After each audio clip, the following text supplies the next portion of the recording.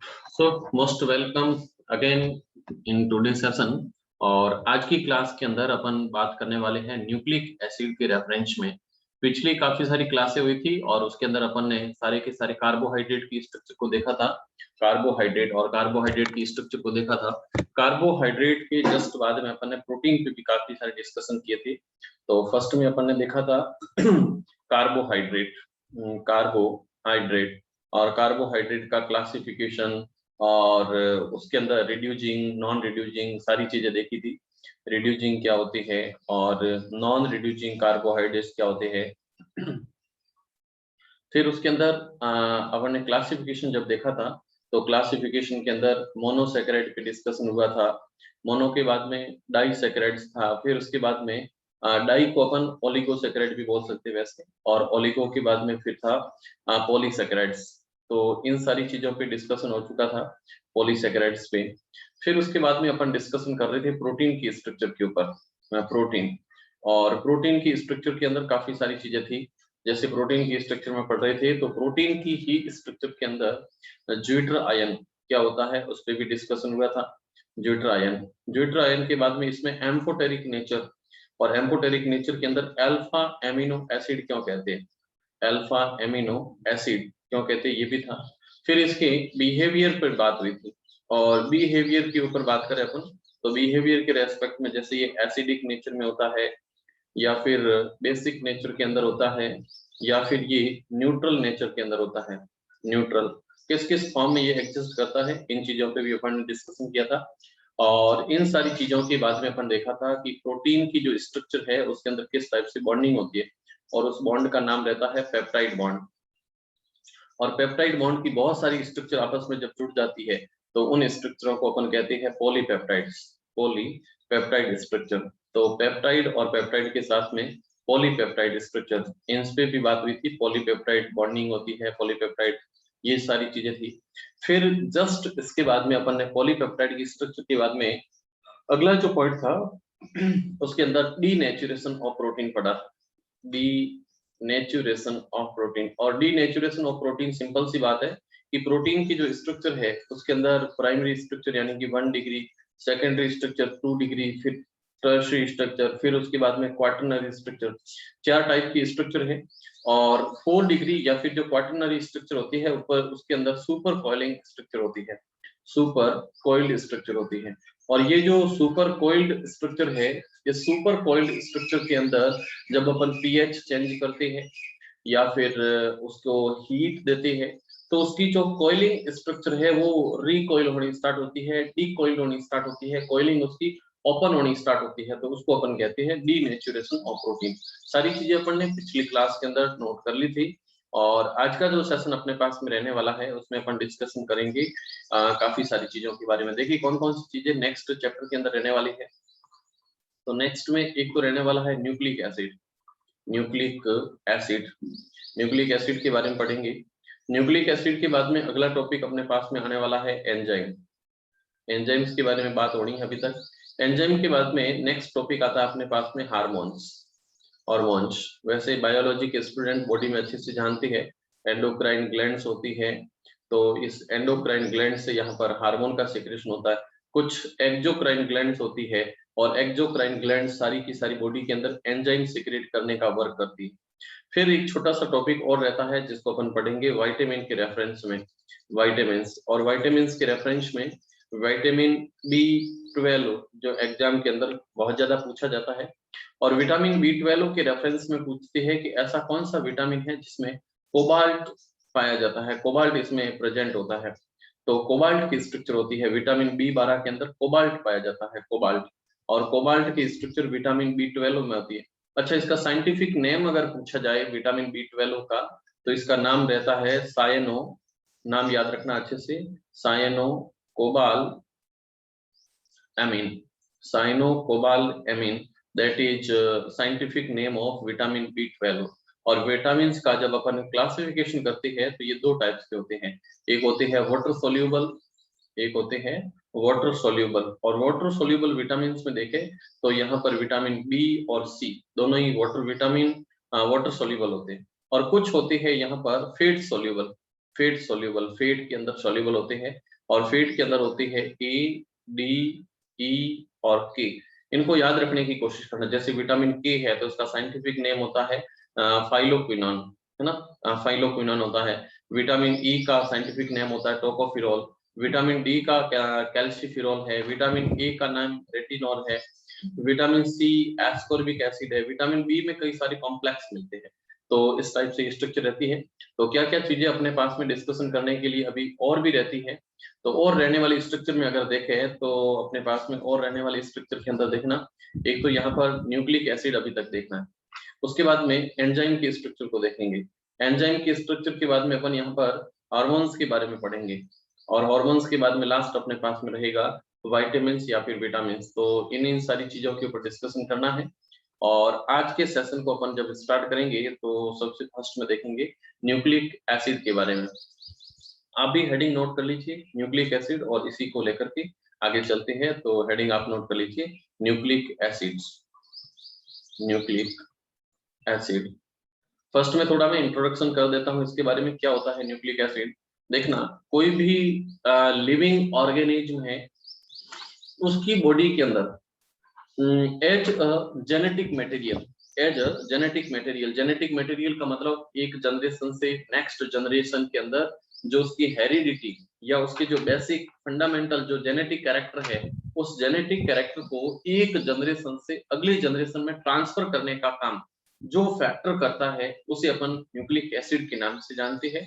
और ये जो न्यूक्लिक एसिड है इसके अंदर डीएनए, आरएनए को यहाँ पर इंक्लूड किया जाता है। और यही डीएनए, आरएनए न्यूक्लिक एसिड के फॉर्म में लिविंग ऑर्गेनिज्म के अंदर हेरिडिटी के कैरेक्टर्स को कंट्रोल करते हैं। बॉडी के अंदर जितने भी जेनेटिक कैरेक्टर है उनको कंट्रोल करने का वर्क करते हैं। तो बात करने वाले हैं अपन यहाँ पर न्यूक्लिक एसिड के ऊपर। न्यूक्लिक एसिड की डिस्कवरी कैसे हुई, किस किस टाइप में हुई, इन चीजों के बारे में फर्स्ट अपन नोट करेंगे।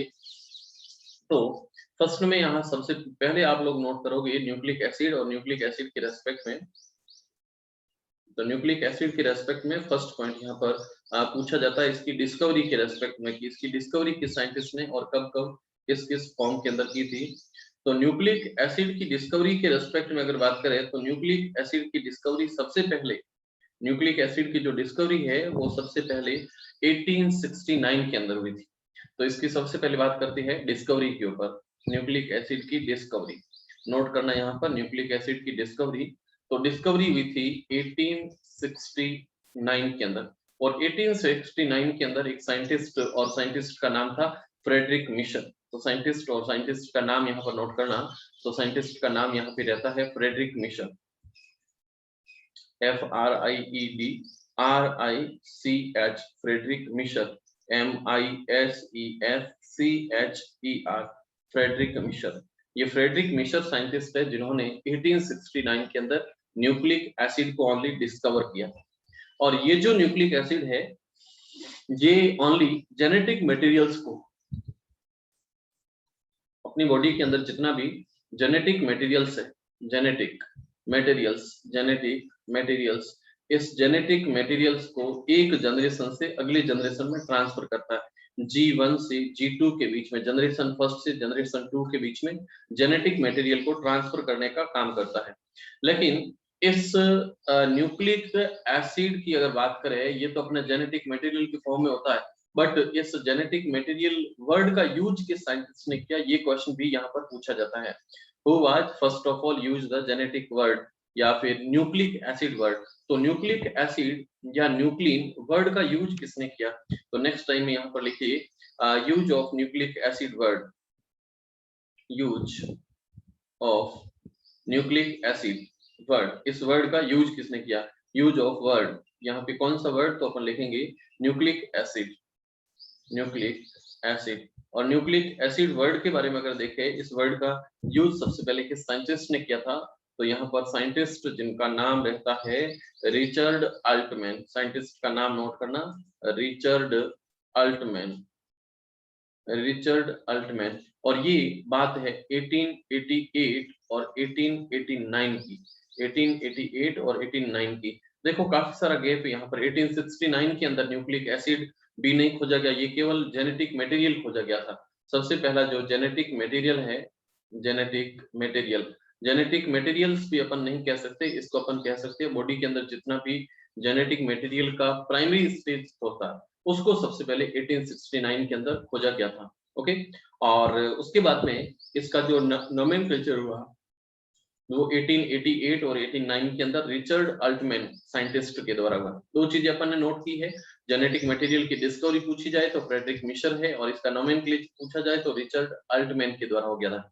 ओके, अब इसकी डेफिनेशन नोट कीजिए। तो नेक्स्ट पेज के ऊपर जा रहा हूं मैं, और नेक्स्ट पेज के ऊपर चलो, आपने नोट तो कर लिया होगा, और नोट करने के बाद में नेक्स्ट देखते हैं क्या होता है न्यूक्लिक एसिड, किसे कहते हैं। ओके, तो नेक्स्ट आप नोट करो, definition of nucleic acid. Definition of nucleic acid, definition of nucleic acid, और डेफिनेशन के अंदर लिखो अ polymeric molecules, a polymeric molecule made up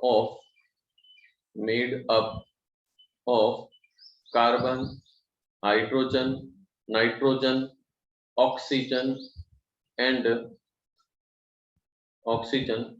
and phosphorus,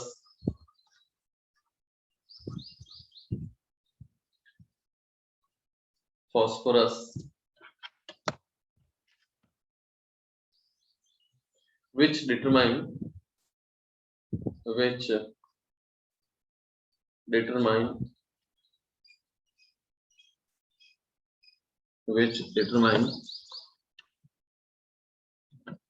heredity,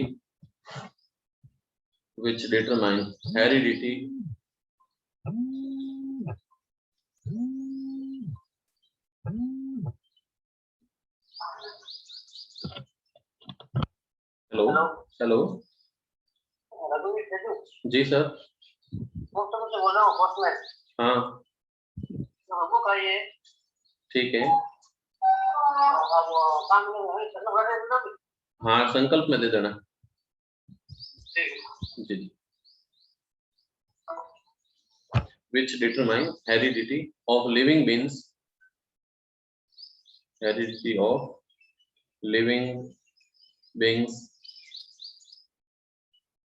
are called nucleic acids,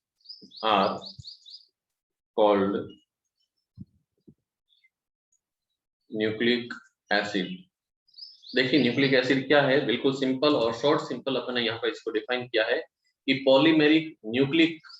polymeric molecule जिसका formation carbon, hydrogen, nitrogen, oxygen और phosphorus के combination से होता है। और ये जितने भी एलिमेंट्स है कि बॉडी के अंदर जितनी भी हेरिडिटी उसको डिटरमाइन करने का काम करते हैं। तो कार्बन, हाइड्रोजन, नाइट्रोजन, ऑक्सीजन और फास्फोरस से मिलकर के बने कुछ ऐसे कॉम्प्लेक्स है जो बॉडी के अंदर हेरिडिटी कैरेक्टर्स को यहाँ पर कंप्लीट करते हैं या उसको कंट्रोल करने का वर्क करते हैं। तो इसको अपन न्यूक्लिक एसिड के नाम से जानते हैं। और ये जो न्यूक्लिक एसिड है ये अल्टीमेटली अपनी बॉडी के अंदर दो टाइप्स के होते हैं। न्यूक्लिक एसिड और बॉडी के अंदर दो टाइप्स के रहते हैं। कौन कौन से रहते हैं न्यूक्लिक एसिड? तो न्यूक्लिक एसिड मेनली यहाँ पर दो टाइप्स के होते हैं। और न्यूक्लिक एसिड का अगर फॉर्मेशन देखें दो टाइप्स में देखें तो एक तो होता है ये आरएनए के फॉर्म में और दूसरा होता है यहाँ पर डीएनए के फॉर्म में। तो एक होता है यहाँ पर डीएनए और दूसरा होता है आरएनए। ये भी नोट कर लेना। इसके फुल फॉर्म पूछी जाती है। अपनी बॉडी के अंदर जो जेनेटिक कैरेक्टर है, अपनी बॉडी में जो क्रोमोसोम बैठे हैं, एक जनरेशन से अगले जनरेशन में कुछ ऐसे कैरेक्टर है जो कि पूरे के पूरे बॉडी के बिहेव को, बॉडी के कैरेक्टर्स को कंप्लीट ट्रांसफर करते हैं। तो उसमें दो फैक्टर होते हैं, एक होता है डीएनए और दूसरा मिलता है यहाँ पर आरएनए। डीएनए का फुल फॉर्म रहता है यहाँ पर deoxy ribose nucleic acid, deoxy ribose nucleic acid. तो ये डीएनए का फुल फॉर्म है। और जो आरएनए है उसका फुल फॉर्म रहता है ribose nucleic acid, ribose nucleic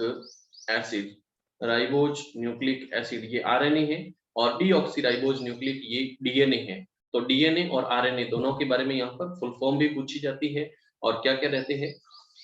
और यही डीएनए है और डीएनए जब सुपर कॉइल्ड हो जाता है। डीएनए की जो स्ट्रक्चर है, इस डीएनए का जो सुपर कॉइलिंग स्ट्रक्चर होता है, सुपर कॉइल्ड स्ट्रक्चर, इस सुपर कॉइल्ड स्ट्रक्चर को अपन यहाँ पर क्रोमोसोम के नाम से जानते हैं। लास्ट में जो क्रोमोसोम का फॉर्मेशन होता है, क्रोमोसोम, तो इस क्रोमोसोम का फॉर्मेशन डीएनए की सुपर कॉइलिंग से होता है। और डीएनए की डिस्कवरी सबसे पहले 1869 में नहीं होकर के 1875 के अंदर हुई थी, और साइंटिस्ट का नाम था स्ट्रासबर्गर। तो इस क्रोमोसोम की डिस्कवरी 1875 में हुई थी, और साइंटिस्ट का नाम मिलता है स्ट्रासबर्गर, स्ट्रासबर्गर। वैसे बायोलॉजी के स्टूडेंट अच्छे से जानते होंगे, स्ट्रासबर्गर साइंटिस्ट है जिन्होंने क्रोमोसोम की डिस्कवरी की थी। और अपनी बॉडी के अंदर टोटल 46 क्रोमोसोम होते हैं, या फिर 23 पेयर पाई जाती है। 23 pair of chromosome which is found in human body, and there are one pair जो जितने भी होते हैं वो सेक्स क्रोमोसोम होते हैं, बाकी 22 पेयर होते हैं वो ऑटोसोम्स होते हैं। ओके, तो ये चीजें भी आपने नोट कर ली होगी। और नेक्स्ट पेज के ऊपर मैं रन कर रहा हूँ। चलिए, डीएनए आरएनए इनका क्लासिफिकेशन, इनकी फुल फॉर्म में, और डीएनए की सुपर कॉइल्ड स्ट्रक्चर को अपन क्रोमोसोम कहते हैं, और क्रोमोसोम की डिस्कवरी 1875 में स्ट्रासबर्गर ने की थी। चलो, नोट आपने कर लिया होगा। इसके बाद में नेक्स्ट चीज में अपन क्लासिफिकेशन करने वाले हैं डीएनए के इंटरनल पार्ट्स के बारे में, कैसे कैसे किस किस टाइप में इंटरनल पार्ट्स रहती है। तो नेक्स्ट आप नोट करो यहाँ पर। तो नेक्स्ट अपने पास में पूरा का पूरा क्लासिफिकेशन रहेगा। जो बॉडी के अंदर डीएनए की स्ट्रक्चर होती है, इस डीएनए की स्ट्रक्चर कुछ भी नहीं है, बस ये डीएनए एक पॉलीमेरिक स्ट्रक्चर होती है, पॉलीमेरिक स्ट्रक्चर होती है। और डीएनए के अंदर जो मोनोमर या फिर पॉलीमेरिक स्ट्रक्चर के अंदर जो यूनिट्स होती है, वो यूनिट्स होती है पूरी की पूरी न्यूक्लियोटाइड्स, न्यूक्लियोप्रोटीन होती है डीएनए के अंदर।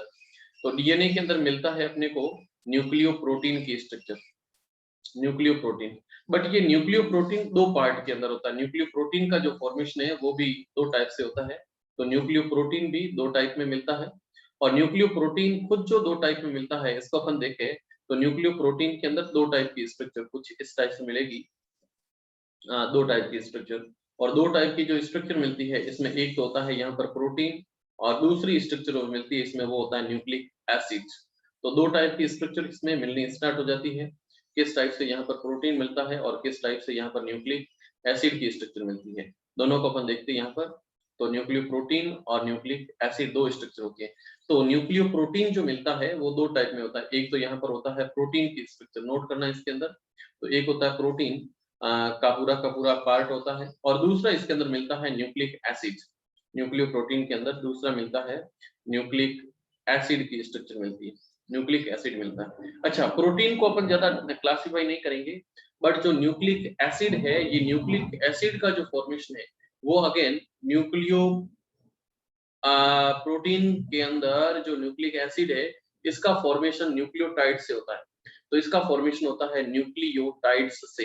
ये जो बॉडी के अंदर न्यूक्लिक एसिड है इसका फॉर्मेशन होता है न्यूक्लियोटाइड से, न्यूक्लियोटाइड्स। न्यूक्लियोटाइड्स की जो स्ट्रक्चर होती है, इस न्यूक्लियोटाइड की स्ट्रक्चर आपस में मिलने से न्यूक्लिक एसिड का फॉर्मेशन होता है। अब देखना, न्यूक्लियोटाइड्स जो स्ट्रक्चर होती है ये अगेन दो टाइप की होती है। इसके अंदर क्लासिफिकेशन अपन देखें तो इसमें क्लासिफिकेशन के अंदर न्यूक्लियोटाइड की स्ट्रक्चर में दो यहाँ पर क्लासिफिकेशन के फॉर्म मिलते हैं। कौन कौन से होते हैं न्यूक्लियोटाइड के अंदर? तो एक होता है इसमें न्यूक्लियोसाइड, और दूसरी स्ट्रक्चर इसके अंदर मिलती है जिसको अपन कहते हैं फॉस्फेट ग्रुप। ओके, तो यहाँ पर दो स्ट्रक्चर आपस में मिलनी स्टार्ट होती है, तो इसको भी आप साथ साथ में नोट करते जाना। और इसमें एक स्ट्रक्चर मिलती है यहाँ पर फॉस्फेट ग्रुप के अंदर, एक स्ट्रक्चर यहाँ पर फॉस्फेट ग्रुप हो जाएगी। तो एक स्ट्रक्चर मिलती है फॉस्फेट ग्रुप, एक स्ट्रक्चर उसको कहते हैं अपन फॉस्फेट ग्रुप।